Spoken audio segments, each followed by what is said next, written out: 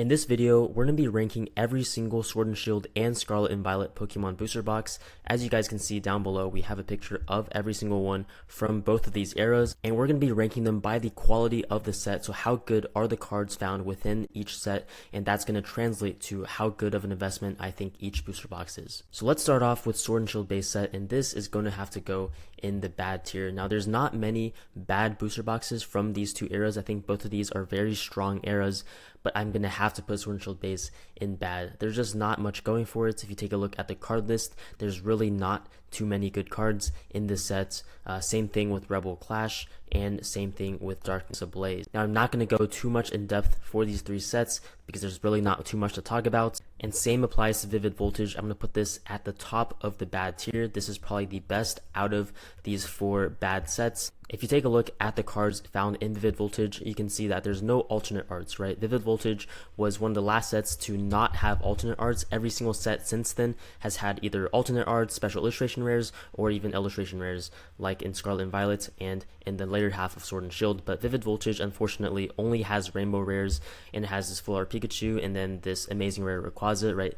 There's not too much going on after that. So once again, Vivid Voltage is the best out of these four worst sets, and these are going to be the only four Pokemon booster boxes that I put in this bad tier. Next up is Battle Styles, and I'm going to put Battle Styles in not bad, right? This was the first ever set in Sword and Shield to introduce alternate arts. So as you guys can see, we have the alternate art Tyranitar, which I believe is a really amazing looking card. And then you have the Urshifus, you have the Empoleon, right? You have a Mimikyu, you have a Gold Houndoom. This set definitely has a lot to offer. Now, would I say this is one of the best sets of Sword and Shield? Definitely not, right? This is definitely one of the lower half of sets in Sword and Shield. I don't think this is a great set, but it's definitely not bad just because it has a chase card in the Tyranitar, and it has some pretty good depth. Next up is Chilling Reign, and I'm putting Chilling Reign in great sets, right? I think this is definitely a great set. I would say this is even undervalued.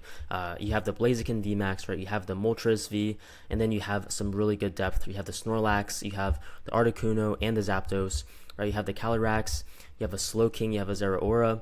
You have a lot of depth in Chilling Reign, and one thing I've talked about time and time again with booster boxes is that theme matters, right? The more thematic a set is, the better it is for the long term when people try to collect these sets. And something like Chilling Reign, this gives a really frigid, winter cold theme, and a lot of these cards embody that theme very well, right? You have the Articuno, you have the Calyrex in the snow, right? The Zeraora's in the snow, the Rapidash. A lot of these cards kind of give that frozen tundra feel, and that's really what's going to make this set stand out in the long run. When we have 50 sets to choose from, people are going to be looking back at Chilling Reign. Down the line, when it's Christmas time, when it's the holidays, people are going to be looking back maybe at a set like Chilling Reign that gives them that warm Christmas feel, and this is definitely the set that does that. Next up is Evolving Skies, and this is without a doubt the best booster box set to have come out in the Sword and Shield and the Scarlet and Violet eras combined. Evolving Skies has something for everyone. It has two Umbreons, it has a Rayquaza, it has a Dragonite,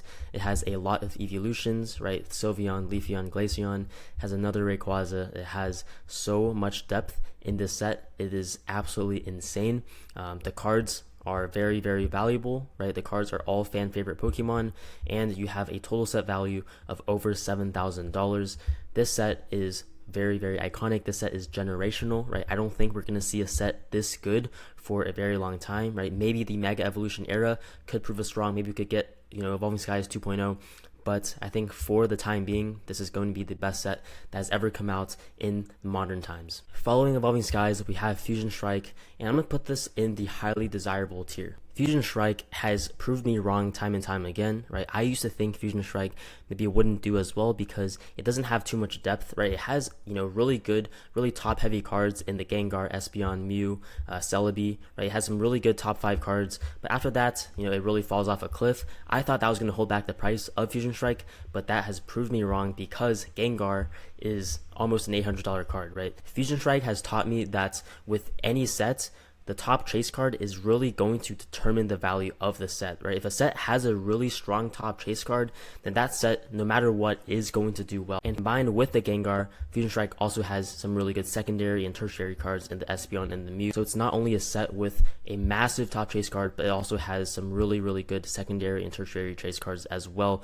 Fusion Strike is almost a perfect set. I would say if it had a few more popular Pokemon in illustration rare form, right? If this Inteleon was something else, if this Genesect was another more popular Pokemon, then this would definitely be higher in my opinion. But definitely Fusion Strike is a very highly desirable set. Now next up is Brilliant Stars, and I'm actually going to put Brilliant Stars in the highly desirable tier, and you guys might be wondering why. Well, I'm going to explain to you why I still think that Brilliant Stars is extremely undervalued in 2025, and I think this will have a pretty big price movement in the near term, right? I think in a couple of years, maybe 1 or 2 years, we're going to see Brilliant Stars absolutely take off. Not only does Brilliant Stars have a really good Charizard, this Charizard is in a fight scene with Venusaur, one of the best Charizard artworks in my opinion.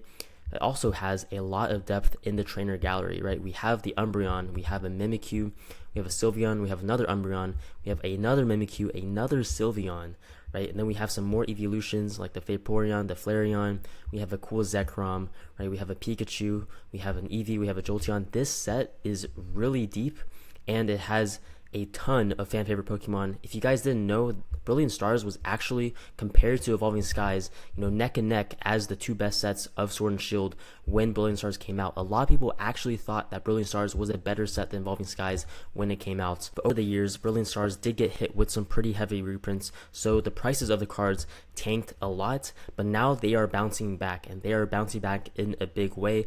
I can definitely see a lot of these cards being very valuable in the future, and that's definitely going to bring up the price of Brilliant Stars, right? The booster box is only $500 right now, very undervalued in my opinion. Next up is Astral Radiance. I'm going to put Astral Radiance in the great sets tier, right behind Chilling and Rain.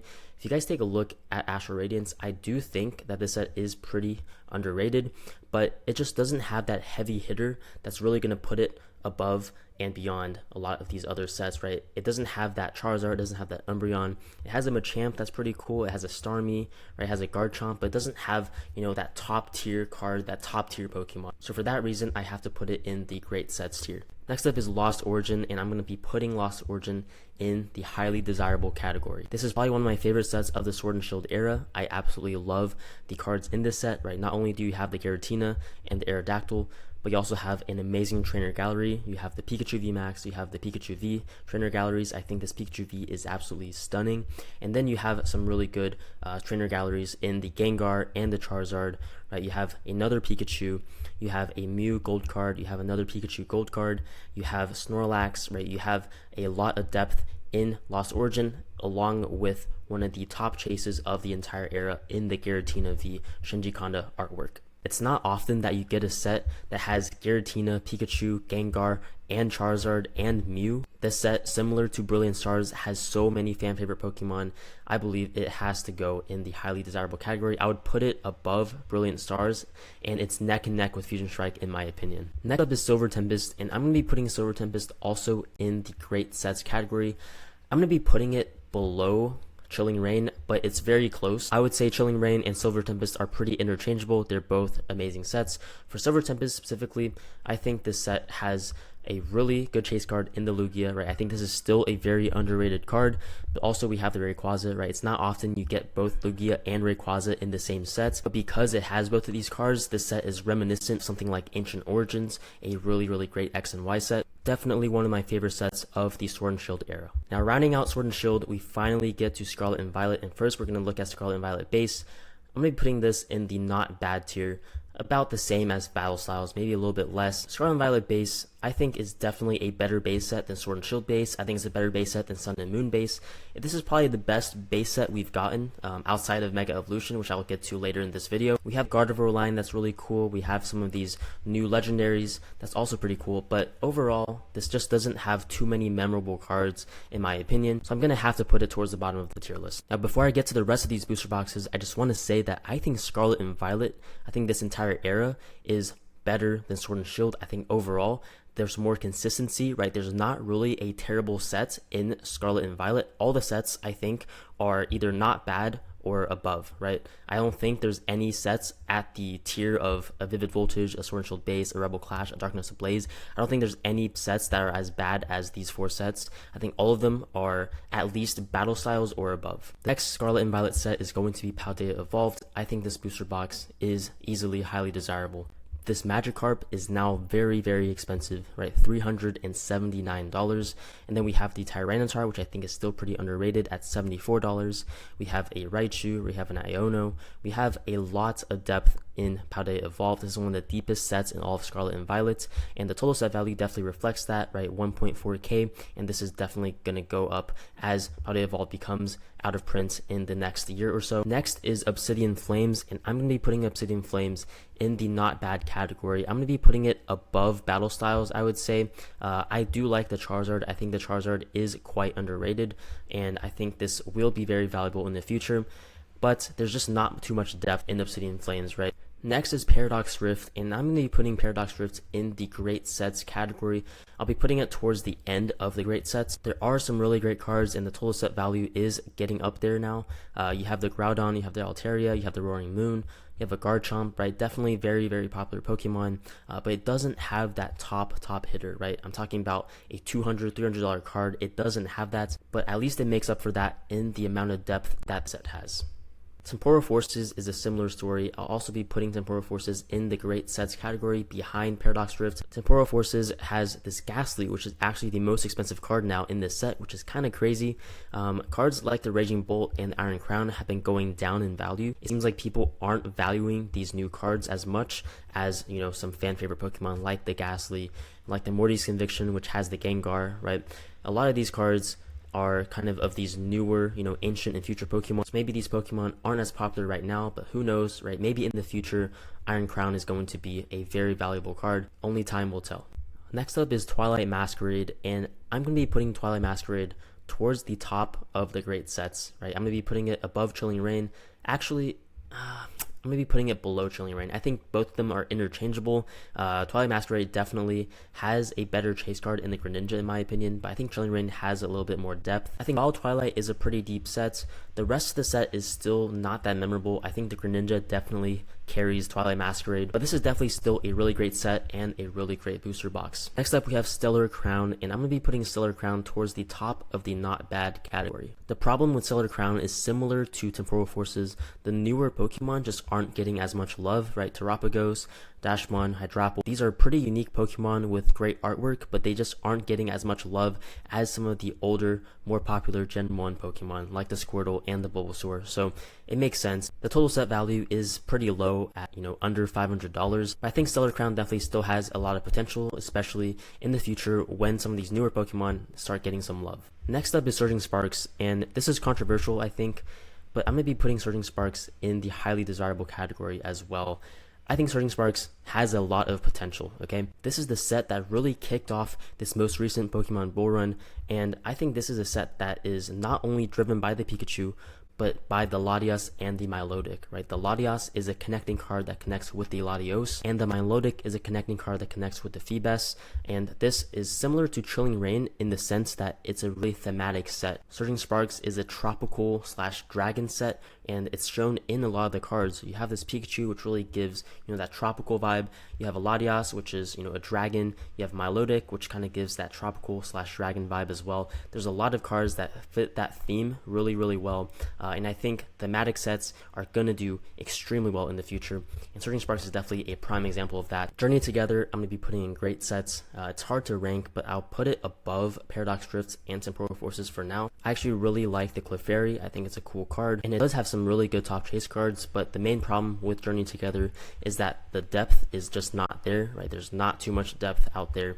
There's not too many cards over $10. The next box we have is Destined Rivals, and you guys already know the Destined Rivals booster box is going straight into the best tier. Now, I think Destined Rivals is the best main set of all of Scarlet and Violet. I think a majority of people would say that Destined Rivals is the best main set now. It has not only a Mewtwo, right, a top chase card, a $500+ chase card, but it also has an insane amount of depth, right? The top 5 cards are all over $100. The only other set in Scarlet and Violet and Sword and Shield that has all 5 of the top chase cards over $100 is Evolving Skies. So Destined Rivals is not a better set than Evolving Skies, right? Obviously Evolving Skies is the much better set still, but I would say it's by far the best main set in Scarlet and Violet. Now, Scarlet and Violet is an era that has a lot of great specialty sets like 151 and Prismatic, but out of all the main sets, right, out of the Surging Sparks of the world, out of the Paideia Evolves, out of the Obsidian Flames, Destined Rivals is definitely the best main set. Now, last but not least, we have Mega Evolution base sets. This I'm going to be putting in highly desirable. I'll be putting it right here below Fusion Strike for now, but this is definitely going to be a set to keep your eyes out on, because as of right now, this is one of the highest total set value sets that we had recently. At a total set value of $4,000, this is close to the total set value of Prismatic Evolutions, and you guys already know how good of a set Prismatic is. So Mega Evolution has these gold cards that are over $600 each, which I think is kind of crazy. Now, I know these are very hard pull rates. I think over 1 in 1,000 for each of these. So definitely very hard pulls, but I think these are still a little bit overvalued at $600 a piece, right? I don't think they're going to stay this expensive for this long.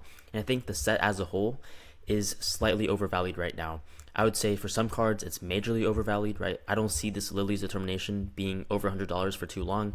Right, I think this Mega Latias is quite overvalued. I think this Absol is pretty overvalued. I think most of these cards will probably drop by at least 50% once more reprints hit the market. Once Mega Evolution starts aging a little bit and starts getting more and more reprints, we're going to see the value of a lot of these cards drop. But that doesn't mean that the Mega Evolution is a bad set, right? It's obviously the reason why it's so expensive is because people do like the cards in this set, right? I think the Mega Gardevoir EX is extremely good. I think the Mega Lucario is really good. I think some of the illustration rares like the Marshadow, like the Ivysaur and the Bulbasaur are really good. So while it's still too early to tell, I can pretty comfortably put this in highly desirable. I think it's definitely on par with all these other sets in the highly desirable category. So that's going to be it for the video, guys. Let me know what you thought in the comments down below. Let me know how I did. Let me know how you would rank all of the Sword and Shield and Scarlet and Violet booster boxes. Thanks for watching, and I'll see you guys in the next video.